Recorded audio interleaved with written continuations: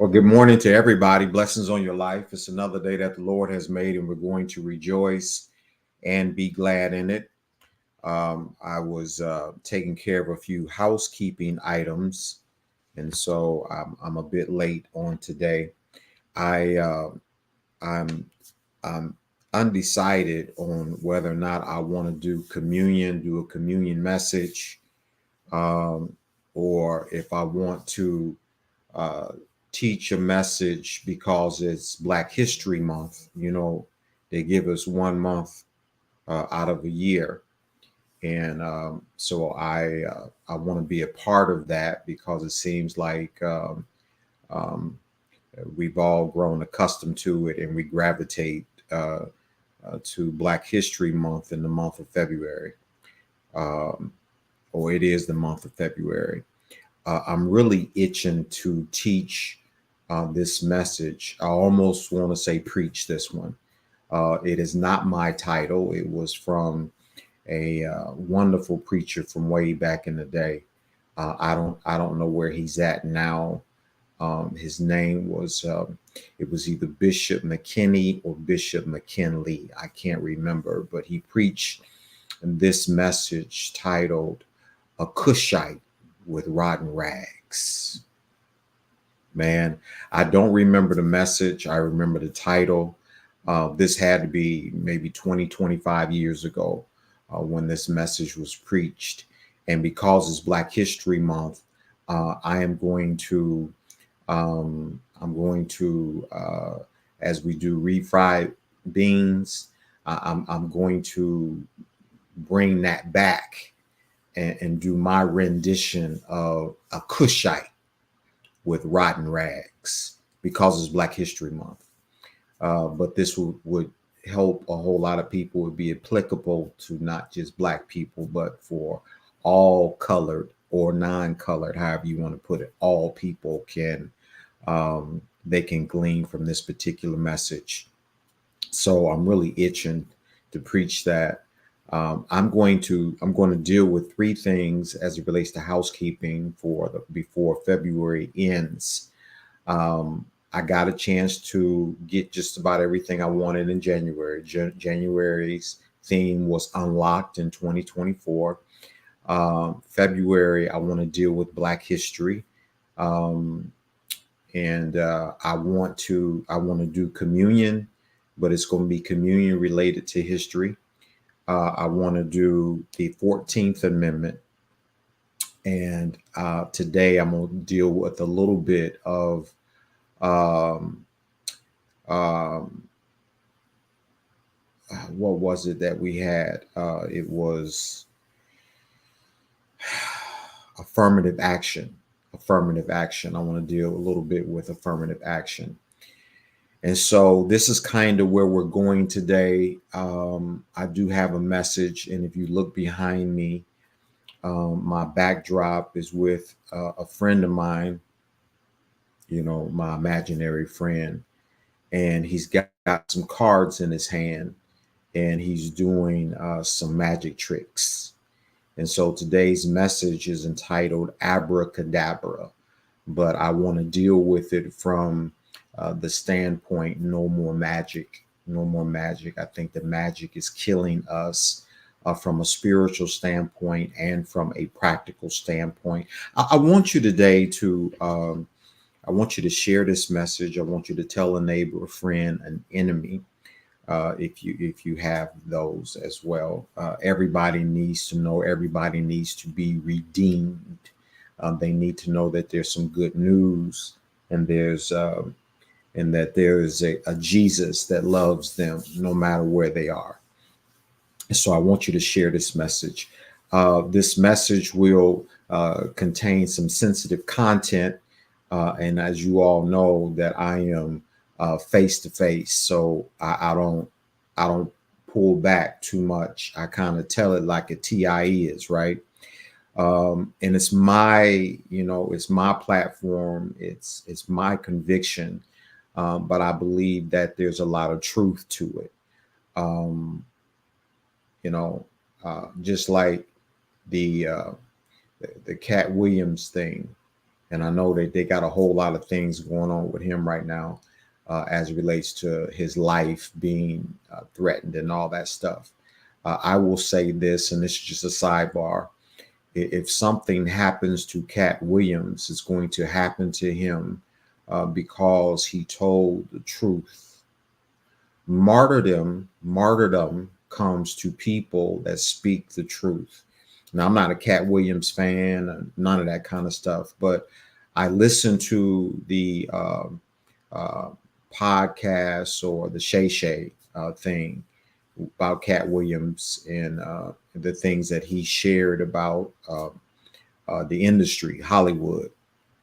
And what Cat Williams did was he exposed truth in a way that caused people to start to tremor. He leaked out some things that was threatening to people. If there's something that's going to happen in your life that's going to bring about some form of destruction based upon what you say, then 9 times out of 10, the reason why people would bring about a destruction to your life is because you said something that was has some truth to it, and that truth was something that they didn't want revealed. They wanted to hide. And so, as a result of Cat Williams coming out with that, there's a lot of people. Like I say, it broke the cistern, so to speak, where there's a lot of people that's speaking out on behalf of the treatment that has been taking place, and a lot of the lies that's uh, uh, been put before us, and that people have gained tremendous wealth as a result of it. Now, if you come to my house, when I first heard the podcast, I watched it over and over and over again. I didn't do it for entertainment. I did it because there's a part of me that's a historian. There's a part of me that I'm very analytical, and I want to know why a person is doing what they do. So I study certain things, and I've been studying this, and there's something behind it. I'm tempted to say that God is in it, and the reason why I say that, because this is a time of exposure. Um, and so that's all I'm gonna say about that right now. I want to just hit this area of affirmative action as it relates to Black History Month, because I think that it is extremely important, critical, germane to our existential position in life as brown people, as Black people, as dark skinned people, or as people of color, to understand the dynamics, one of the dynamics as it relates to affirmative action. Affirmative action. This is a Black History moment, right? This is a teachable moment, and I want you to hear me and hear me well. One of the reasons why affirmative action came about was because it was a response. I want you to hear that word. It was a response to the civil rights movement. It was a response to discrimination. It was a response to the injustice and the inequality of African American people. Now, I preface this by saying that this will benefit all colors of people. Everybody can glean something out of this, but I really want you to understand this, uh, people of Black people. I want you to understand this, that, and I want other people that would watch this, I want you to hear the truth. This is the reason why I mentioned Cat Williams, that affirmative action was a response to the way that Black people were being treated. Now, let me just say this, and I don't mean anything bad about this. It is my observation, but it's my observation through vetting, through study and observation. That when we look at nationalities, Black people have had the worst treatment than any other nationality in history. Now, that is not to take away what happened to the Jews as it relates to the Holocaust and all the other races under the sun. That is not to nullify, to diminish, minimize in any way the treatment that any of those have had. But when we look at this right here, affirmative action was put in place because as you look at all the other races, there was no need to devise an executive order as it relates to the way somebody was being treated. They had not reached that level of treatment for the president now to implement an executive order in response to discrimination and an injustice. There was no reason to do it. Another way to say this, if you're going down the street and the street is very diverse, you have whites, you have Blacks, you have Asians, you have Hispanics, you have Indian people, you have all people from Europeans, you have all types of people. But if the house that is on fire is the house where all Black people live, then the fire department has to come with its truck and with its water to put out the fire at that particular house. And so this is what happened here with the executive order 10925 that was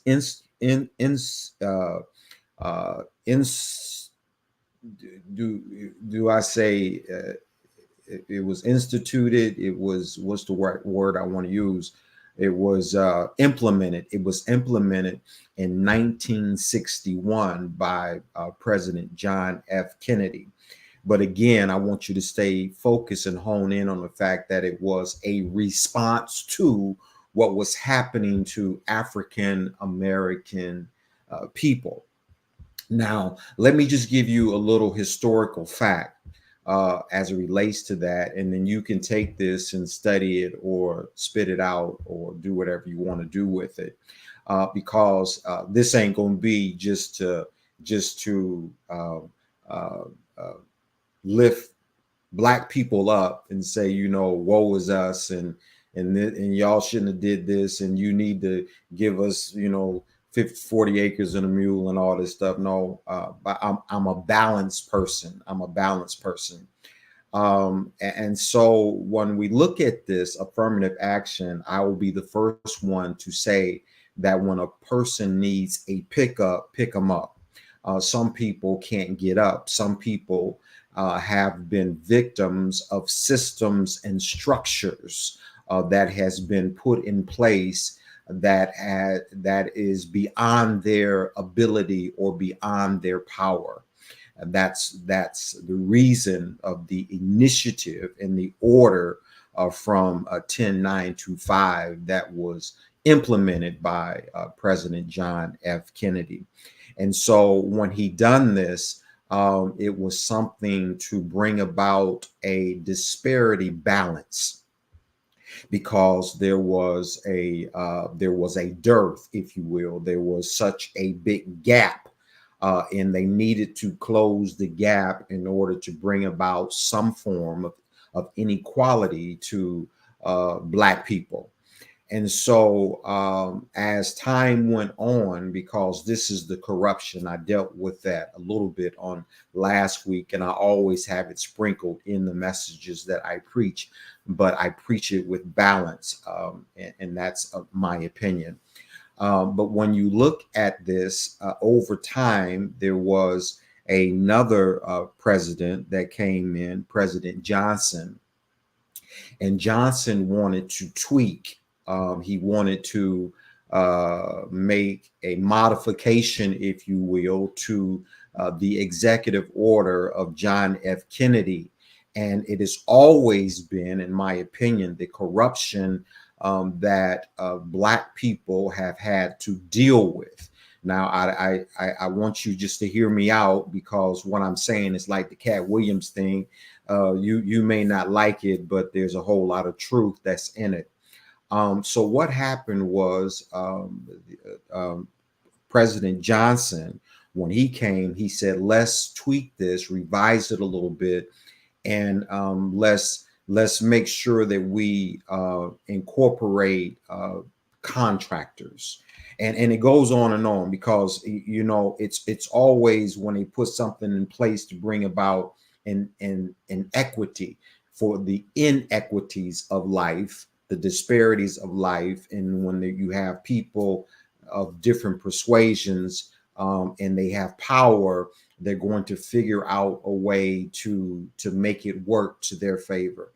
And so, as a Black History fact for 2024 February, Black History Month, what happened was this particular legislation, affirmative action, continued to be tweaked until even today we're dealing with affirmative action, but we're not dealing with it from the standpoint of what it was devised for. It originated out of a response, and I don't want you to miss that word, a response of discrimination towards Black people. It was not a response towards discrimination of women or of olive people or light brown people or people of other nationalities that would consider themselves people of color. Now, that is not, again, to minimize them, but it is to let you know the truth. The Bible says the truth will make you free. And so now the way that we are experiencing affirmative action, because it is still in place, and they've had so many different revisions to it, so many different things that have been adjusted with this whole thing. But I want you to understand it from this perspective, and then I want you to contrast it to where you are today, because I'm going somewhere. And so today, when we look at affirmative action, it is no more. It has no more teeth in it as it relates to what it was originally designed for in its response to. It has no more teeth for that. It has migrated into a thing now to where Black people cannot really benefit from it from an equality standpoint. And there's always a plan.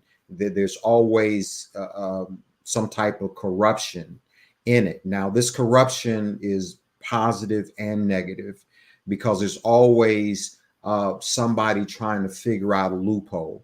And so the way we are experiencing, this is Black History Month, the way we are experiencing affirmative action today, it is more pronounced to benefit white people. Now, I notice, because I'm saying black and white, I don't want this to sound like it's a black and white thing. I want it to sound like it is a real thing.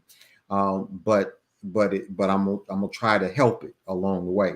So now, because of the revisions in it, it went from people that are disparaged, right, which would be the African American people, as the response to now all other colors, not just all other colors, but also women, because it was women that were not counted It was women that was not counted.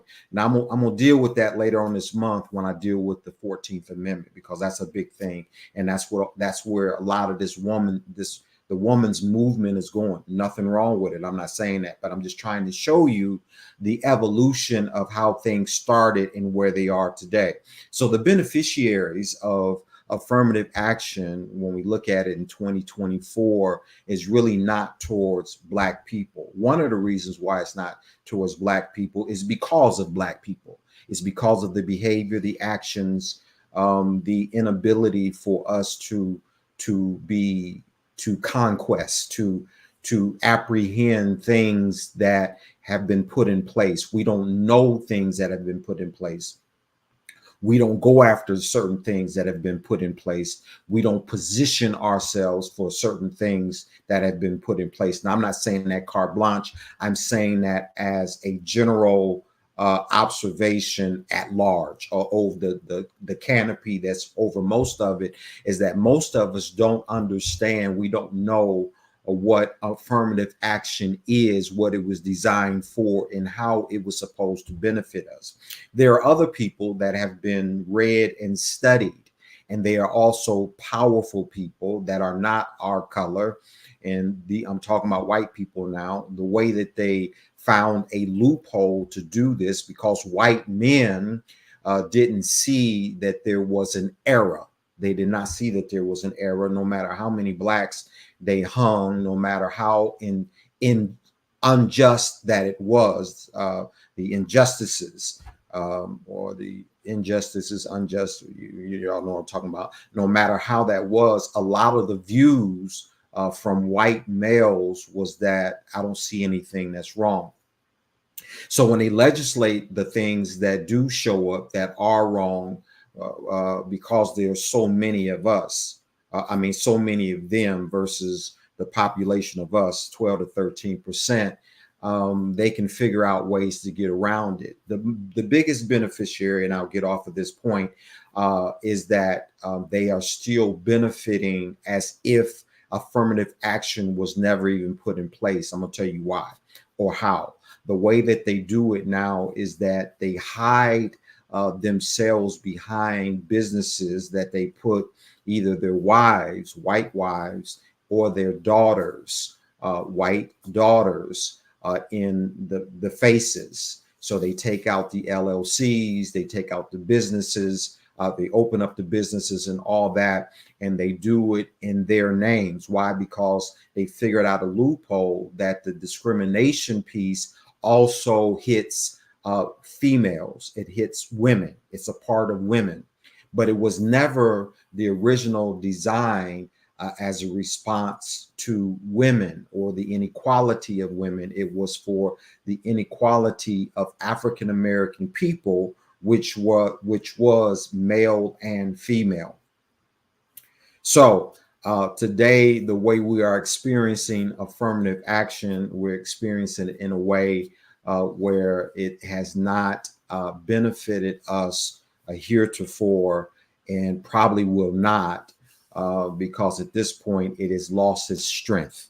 It's lost its strength. And so I wanted to bring that as a Black History Month fact to us. For one reason is for you to still, there's opportunities out there.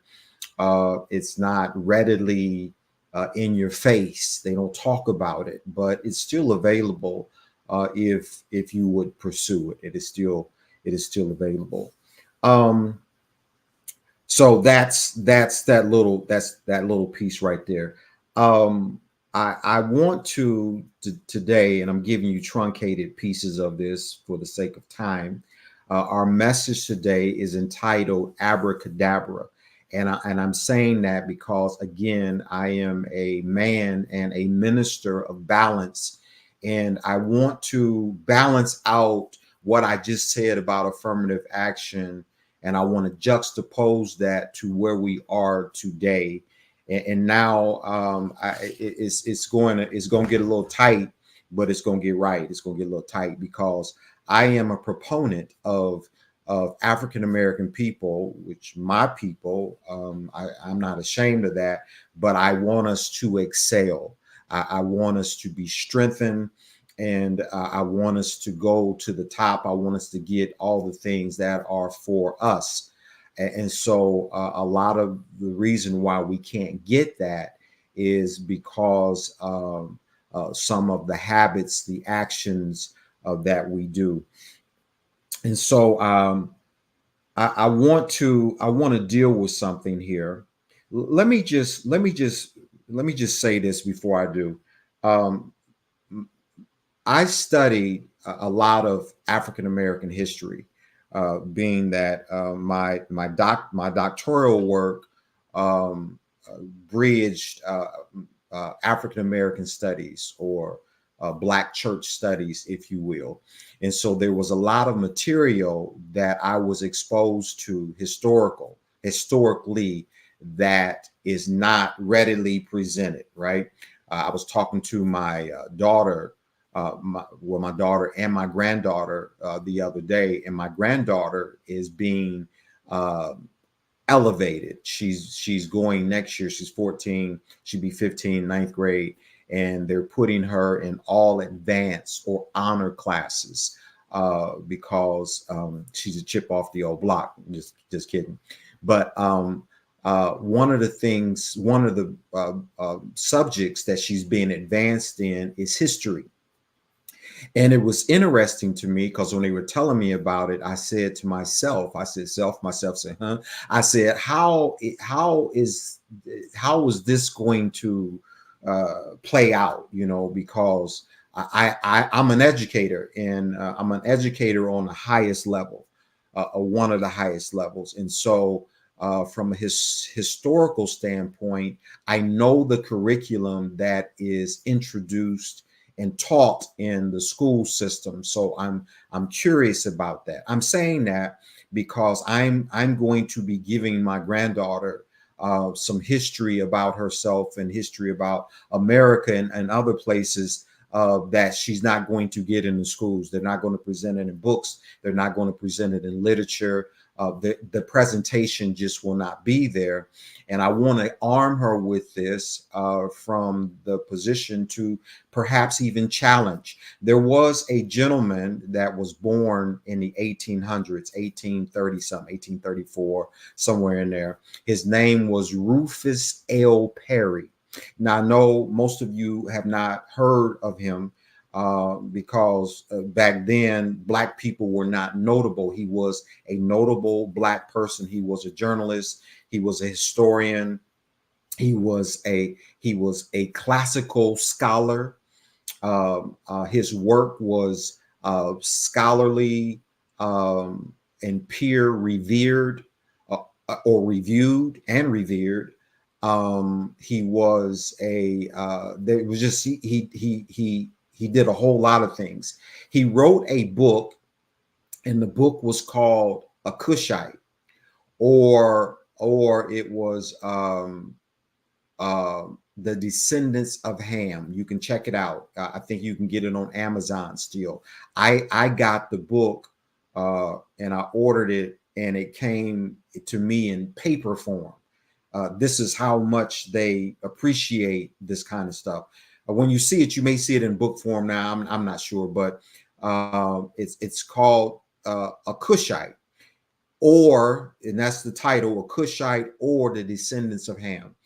And Rufus L. Perry, he outlines how the people of Cush, or the Hamites, how they started, and they were the originators in education.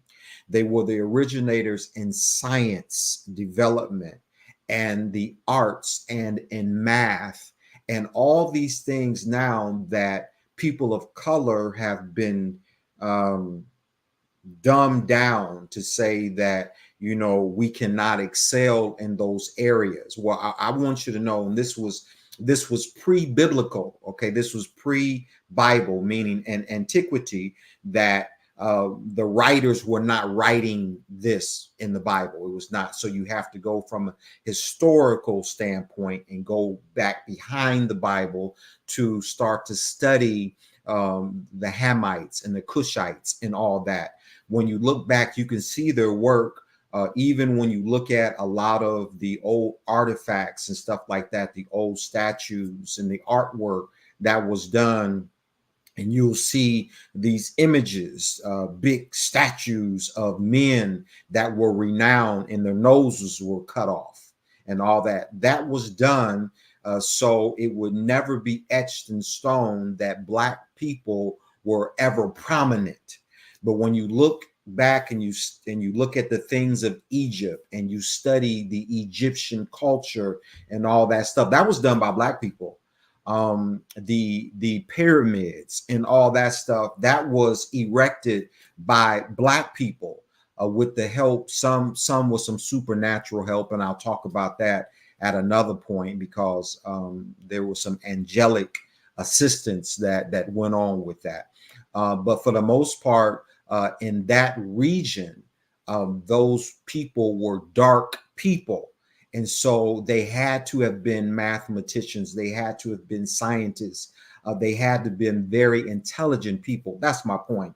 And so I wanted to give you that piece as well. I'm saying that because I'm trying to set up my message today. It's going to be a short message. I'm trying to set up my message because in my message, basically what I'm asking people that are Black in complexion, not so much brown or light brown or olive, but are Black in complexion. My question to you today is what happened, right?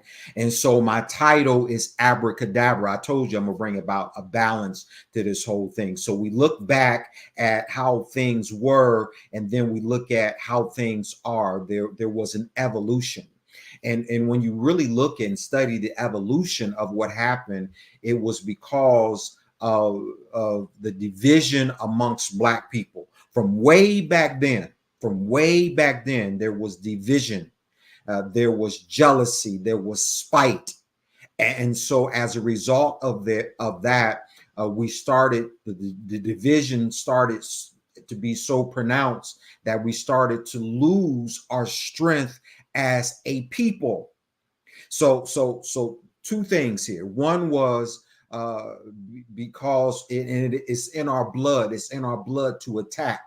It's in our blood to annihilate one another, to cancel out one another. But the other thing back then, there was some spiritual assistance along with that, is because Black people got into what is called idolatry. There's so much that I can tell you about this, even when we start to study Moses and his wife and Jethro, which was his father-in-law. When you look at all that priesthood, the way that it was set up. So y'all would think that Israel set up the priesthood first. Because when we study, we look at it from a Levitical standpoint. But the Levites were not the originators of the priesthood and how to set up an altar and to sacrifice and to all that. I mean, and all that type of stuff. I'll get into that. I'll get into that at one point, because see, God was going to kill Moses because Moses didn't know how to do priestly work. And it was because of his wife that saved Moses. God said, the Bible says that God was getting ready to kill Moses. He's going to kill Moses. And his wife came down and brought about circumcision. His wife did that. Anyways, that's for another time. So anyway, when we look at this whole thing, we have to look at it from a balanced standpoint. And now we come forward. I'm just trying to give you some things to think about, as this is very truncated. I really want to help people. I really do. Please don't turn me off. This is going to help you by the time I get to the end of this message. I promise you. But the issue now that we're dealing with, as we look at my title, is abracadabra. The abracadabra is a result of our evolution as Black people, that we have slowly, the erosion, we have slowly allowed the strength to go away. So the strength has slowly eroded in science and in math and in history and in the want to learn and the discipline, the want to have the discipline. the want to be ambitious, to inspire, and the things that are necessary in order to get to that point. Stay with me. I'm just going to present a little bit of the truth. Okay, this is Black History Month, but it's something that can help a whole lot of us. And so I want to deal with that just a little bit. I want to go to the book of Daniel, and the book of Daniel just real quick, because I ain't got a whole lot of time. In the book of Daniel, beginning at verse number 1, because I'm going to bring all this together. I promise you that. In the third year, verse number 1, Daniel chapter number 1, verse number 1, in the third year of the reign of Jehoiakim, king of Judah, the house of God, which he carried into the land of Shinar, to the house of little g God. And he brought the vessels into the treasure house of his God, little g. Verse number 3, and the king spake unto Ashpenaz, the master of his eunuchs, that he should bring certain men of the children of Israel and of the king's seed and of the princes. Now, this is a mixture of talent. And the king, now this is Nebuchadnezzar, he says, bring me certain men. I want you to bring me certain men of the children of Israel. I want you to bring me certain men of the king's seed, that is his seed. And I want you to bring me certain men of the princes. Now, this is all talent. Now, watch this, verse number 4, children in whom was no blemish.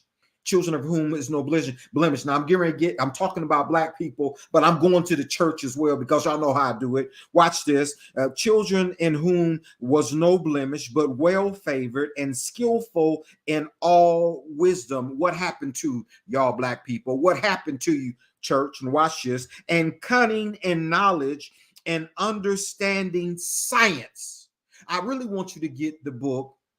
Go to Amazon, and I want you to get this book by Rufus Perry, Rufus L. Perry, a Cushite, or the descendants of Ham, because it's going to show you how we were so advanced and we were so powerful in education and in math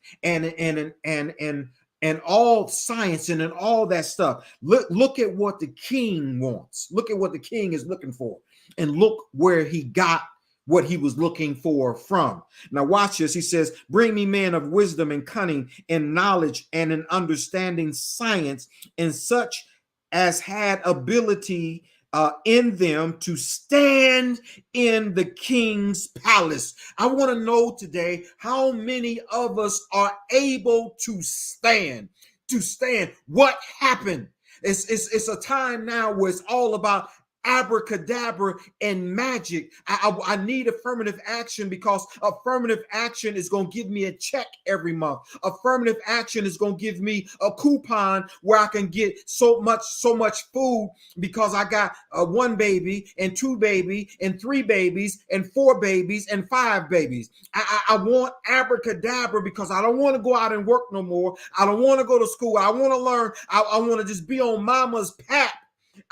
I just want to be up in mama's house. I don't want to go to work. I don't want to get a job. I just want to sit at home. I want to watch TV. I don't want to play PlayStation, Nintendo, and games all day and do what I want to do. And I want to go to my girlfriend's house, and I want to lay up with her, and I want to sleep with her. I want to make sure that she cooked me something to eat. I want to drive her car, and I want to get money from her, and I want to trick her, and I want to lay up with her day in and day out, and then I want to go with the next girl and do this and that, and all of a sudden I don't want to go to school. I don't want to.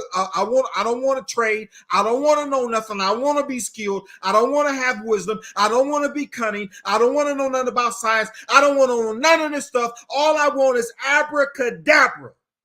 That's all I want. I want the magic. Now watch this.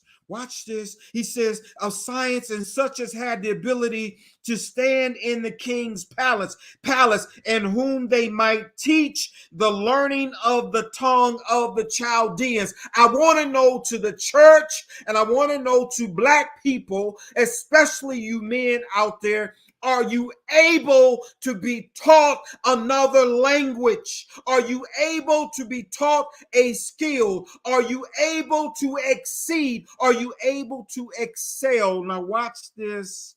And the king appointed them a daily portion of the king's meat and of the wine which he drank, so nourishing them 3 years, that at the end thereof they might stand before the king.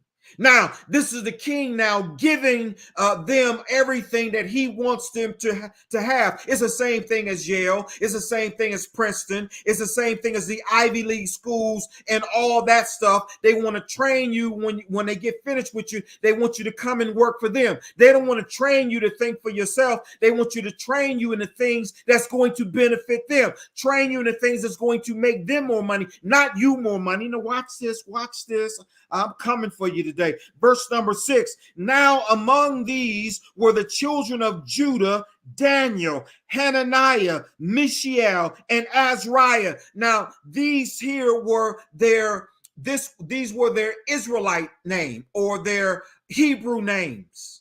Okay, this was the names that they were supposed to have, the names that meant something. See, how many of y'all got names? They call you Slick, they call you Snake.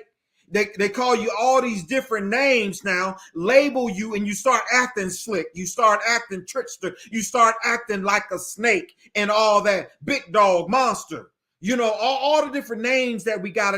This started way back then. Yeah, okay, so look at this. Watch the change. I'm going to show you the change. The real name don't affect no more. See, when somebody a name that means that I'm the head and not the tail. See, we done lost those names. We ain't got we got Shanae and Tutu, not Tutu, but I'm so sorry about that, my baby. We got Shanae and Bebe and all the other stuff. I just say that because it sounds good. Anyway, listen, unto whom the prince of the eunuchs, verse number 7, unto whom the prince of the eunuchs gave names. Now they gave them names. Now watch this. For he gave unto Daniel the name Belteshazzar. I ain't got time to get into what Belteshazzar meant, but I will at another point. And to Hananiah, Shadrach, and to Mishael, Meshach, and to Azariah, Abednego. And we'd have made fun of that so many times, a big black Negro and all that kind of stuff. Abednego. This was their Babylonian names. I'm almost through. But Daniel, purpose. Now watch this, but the conjunction with a difference, but Daniel, but how many of y'all got a but in your life? The but means I reject that. I reject what the world puts on me. I know who I am. I know who I am in God. I know who I am in myself, but Daniel. Is there a butt Donnie out there? Is there a butt Johnny out there? Is there a butt Leroy out there? Is there a butt Mike? Is there anybody out there when you look and they called you this and they called you that, but you say this about yourself? Because the world gonna always paint you down and lock you in and box you up. And watch this. But Daniel purposed in his heart that he would not be defiled, that he would not defile himself with the portion of the king's meat. I don't want your stuff. Watch this. I'm almost done. The court, nor with the wine which he drank. Therefore, he requested of the prince of the eunuchs, he requested that he might not defile himself. And as a result of this, he said, let us just eat, pulp. Let us eat vegetables, and then you check us out, give us so many days, 10 days, and after that you come back and you take a look at us and see how we fare. If we look like we losing weight, if we like we weak, he says, then we'll go into the king's food. But if we look like we strong, blah blah blah, he says, let us stay on that. And so anyway, short of a long story, that's what they did. And Daniel.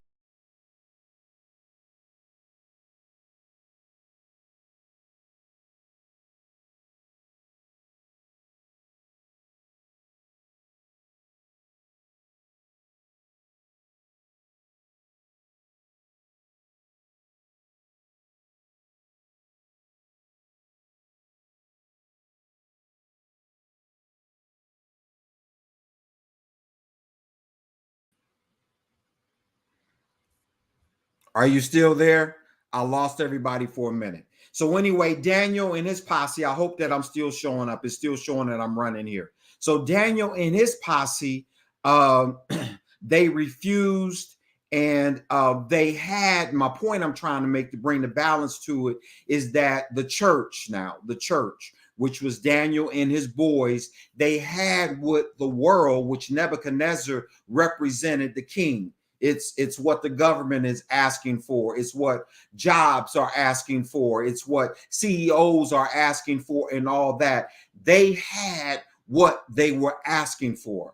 So at the top, I'm talking about at the highest level, Daniel and them had it. How many of us now, as it relates to African American people, and as it relates to the church, how many of us are like Daniel and them? How many of us are like that? Okay, I gotta close, y'all. I'm already beyond my time. Now, I want you to go to Matthew chapter 12, and 43 through 45. Matthew chapter 12, 43 through 45. I'm saying this for a reason. It says here, when the unclean spirit is gone out of a man, he walketh through dry places now and seeking rest, and findeth none. Now, why did I bring this? Why did I get the scripture? Because this scripture denotes for some of us that have tried, because a lot of the plight, the existential issues that we have is that no matter what I do, no matter how hard I try, I still can't see myself coming up. Now, I want to show you or give you a possible reason why you're not achieving what you think that you ought to be achieving. It says, when the unclean spirit, that means that when you have gotten rid of, when you do the things now that you are supposed to do. I'm coming to you. When you do the things that you're supposed to do, it says that the unclean spirit, he walketh through dry places. That means that I went to school. That means that I'm getting up when I'm supposed to. I'm not being lazy. I'm not eating bonbons. That means that I got my resume ready. See, I never forget. I heard this, and I don't know. I think Oprah said it, but please don't. I don't want to talk about Oprah. Please, don't make me, because it's a bitter taste. But I think she said, and I don't know where she got it from because she's still alive, that opportunity and preparation have to meet. They have to. Opportunity comes up the mountain and preparation comes up the mountain, and they have to join hands. They have to kiss at the top of the mountain. You can have opportunity come up the mountain and preparation don't come up the mountain. And just because opportunity comes up, it ain't gonna do you no good because you ain't prepared. Then you can have readiness, preparedness, get up to the top of the mountain, and there's no opportunity. No matter how ready you are, no matter how prepared you are, if there's no opportunity, then that don't work. So you have to have opportunity and preparedness. They have to meet together. Now watch this. So the unclean spirit walketh in dry places, seeking rest, and findeth none. Now watch. Verse number 44. Then he saith, I will return into my house from whence I came out. And when he is come, he findeth it empty, swept, and garnished. Now, here's the problem, y'all. One of the things, the reason why we're not getting the results, the reason why a lot of y'all are supposed to be millionaires, and this ain't a focus on money, but a lot of y'all supposed to be millionaires. A lot of y'all supposed to have a house. A lot of y'all supposed to have your own businesses and all this stuff. The reason why is because once you empty yourself out, you do the things that you're supposed to, then you don't feel it. You don't feel it. You don't put back in, you empty out, you get rid of. Okay, so you stop doing the stuff that's going to hold you back, but you don't put nothing in. It's the same way spiritual. It's like, you can go and people get delivered. So the demon get cast out of the person. Yeah, you got delivered from cigarettes or from cocaine or whatever that is. You get delivered from it, but deliverance is just deliverance. So the demon goes out because it's going to go out under the name of Jesus. But once it goes out, it goes to dry places, but then it comes back. And so a lot of us, we don't understand that when it comes back, it's looking at the house that it used to have residence in. And if it ain't nothing in the house, then what it does, watch this, verse number 45, then goeth he and taketh with himself 7 other spirits more wicked than himself, and they enter in and dwell there. And the last state of that man is worse. Now, that's what the country folks will say, worse than the first. Even so shall it be also unto this wicked generation. Even so shall it be. Because here's the thing, it's got to be aftercare. It's got to be follow through. You got to put something in there. You got to be doing something. If somebody come and they say, yeah, well, yeah, you stop smoking. Okay. But then after that, what did you do? See, a lot of us, there's no follow through. Right? And so, yeah, I'm delivered from this, that, and the other. But did you decide to go educate yourself? Are you going to school? Are you trying to make yourself better? Are you shadowing a process that's going to advance you? Now, watch this. I'm almost done. Proverbs 10:22. Proverbs 10 and 22. This is what it says. It says, the blessing of the Lord maketh. Now, I just want to say that and I'm done. The blessing of the Lord maketh, because a lot of us, we want abracadabra and we want it to be magic. Just give me a magic show. The blessing of the Lord maketh. That means that you don't just get it. This is a thing that happened with basketball players and football players and soccer players and all this. The blessing of the Lord maketh. That means there's a continuation. That means that there is a process. Anybody that's telling you all this internet stuff, that do you want to be a millionaire? Do you want to be a billionaire? And you can have $1 million in 3 days. You can have $1 million in 30 days. It's a lie. It's a hoax. The blessing of the Lord. Now, it may be something that the devil attached to, but the blessings of the Lord maketh. So F-F-E-T ETH means that there's a continuation. It don't happen overnight. It don't work like that. It means that there is a process. And addeth no sorrow. The blessing of the Lord maketh one rich and addeth no sorrow with it. The blessings of the Lord, or the blessing of the Lord, because you don't need plural. All you need is a blessing. And it'll be more than what you can handle. The blessing of the Lord. I'm not done. I'm out of time. I'm not done, but I'm out of time. I want you to share this message today.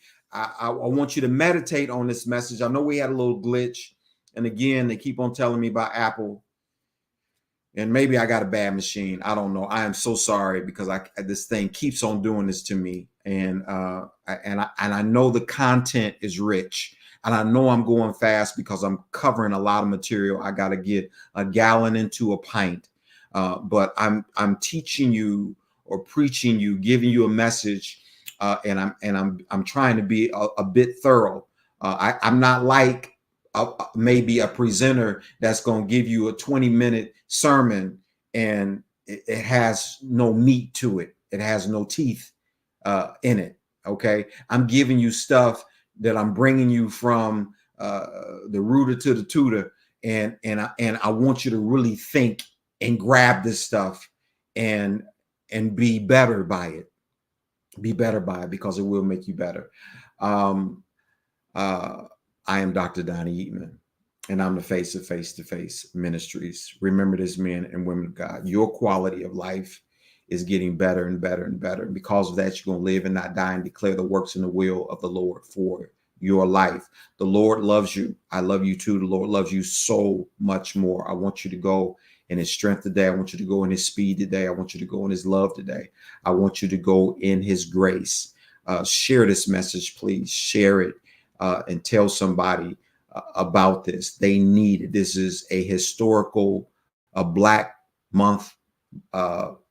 History Month historical message, historical moment. It's a teachable moment right here.